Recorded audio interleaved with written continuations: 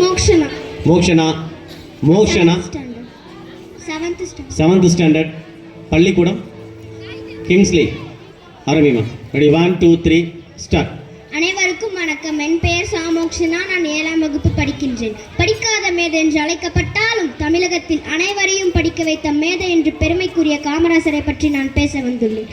தென்னாட்டு காந்தி என்னும், கர்ம வீரர் என்னும், கல்விக்கண் திறந்த காமராசர் என்னும் பல்வேறு அடைமொழிகள் அழைக்கப்பட்ட காமராசரை இன்று நினைவு கூறுவதில் நான் பெருமை கொள்கிறேன். தமிழ்நாட்டை ஆண்ட முதலமைச்சர்களுள் குறிப்பிடத்தக்க ஒருவராக கருதப்படுபவர் பெருந்தலைவர் காமராசர். இவர் 1903ஆம் ஆண்டு ஜூலை மாதம் குமாரசாமி, காமாட்சி ஆகிய இருக்கும் மகனாய் பிறந்தார். சிறுவயதில் பள்ளி படைப்பை தொடர முடியாத காரணத்தால் காமராசர் தன்னுடைய மாமாவின் துணிக்கடையில் வேலைக்கு சேர்ந்தார். பின்னர் தேச தலைவர்களின் பேச்சால் கவரப்பட்ட காமராசர் இந்திய சுதந்திர போராட்டத்தில் தன்னை ஈடுபடுத்திக் கொண்டார். பல முறை சிறை சென்றார்.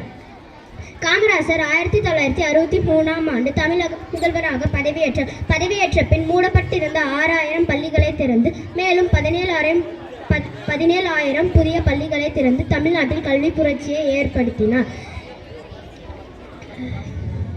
ஒரு கோவில் திறந்தால் இந்துக்களுக்கு மகிழ்ச்சி, ஒரு சர்ச் திறந்தால் கிறிஸ்தவர்களுக்கு மகிழ்ச்சி, ஒரு நூலகம் திறந்தால் அறிவாளிகளுக்கு மகிழ்ச்சி, ஒரு பள்ளிக்கூடம் திறந்தால் நம்மை படைத்த கடவுளுக்கே மகிழ்ச்சி என்று கூறினார் பெருந்தலைவர் காமராசர். இவரை போன்று ஆவதே என்னுடைய கனவு ஆகும். நன்றி.